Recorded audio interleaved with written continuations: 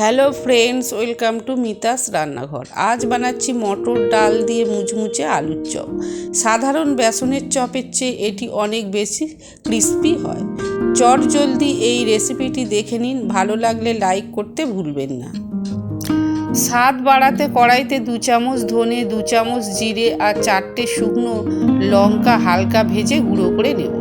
এটাই চপের আসল সিক্রেট মশলা। চপ তৈরির জন্য আমি মটর ডাল আগে থেকে সারা রাত ভিজিয়ে রেখেছিলাম। এখন এই ভেজানো ডালগুলো মিক্সার গ্রাইন্ডারে দিয়ে দিচ্ছি। এতে খুব সামান্য জল দিয়ে একটা ঘন এবং মিহি পেস্ট তৈরি করে নেব। মনে রাখবেন, ডাল বাটা যত ভালো হবে চপ তত বেশি মুচমুচে হবে। এবার ডাল বাটার পেস্টের মধ্যে দিয়ে দেবো 1 চামচ নুন, 1 চামচ হলুদ, 1 চামচ কাশ্মীরি গুঁড়ো লঙ্কা আর 1 চামচ বেকিং সোডা।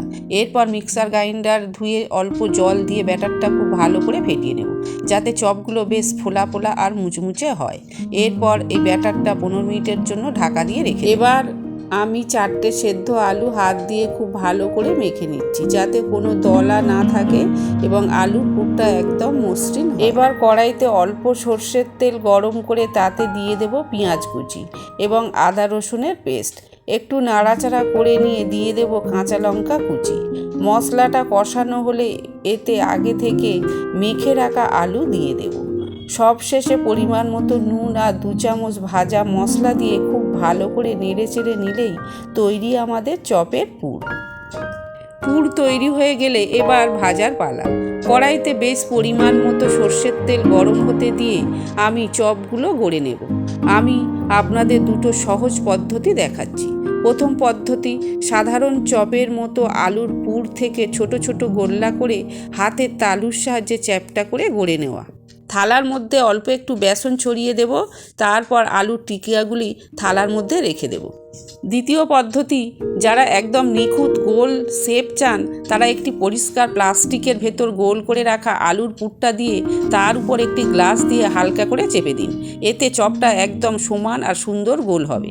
সবগুলো চপ তৈরি হয়ে গেলে আগে থেকে ফেটিয়ে রাখা সেই মটর ডালের ব্যাটারে চপগুলো ডুবিয়ে সাবধানে গরম তেলে ছেড়ে দেব।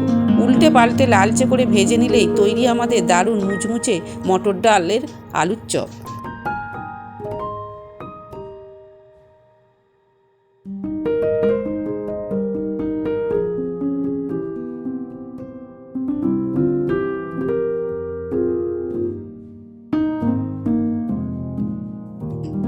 ব্যাস তৈরি আমাদের মুচমুচে মটর ডালের আলুর চপ।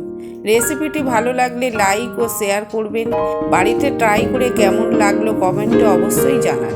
আর এমন আরও মজাদার রেসিপির জন্য চ্যানেলটি সাবস্ক্রাইব করে পাশে থাকুন।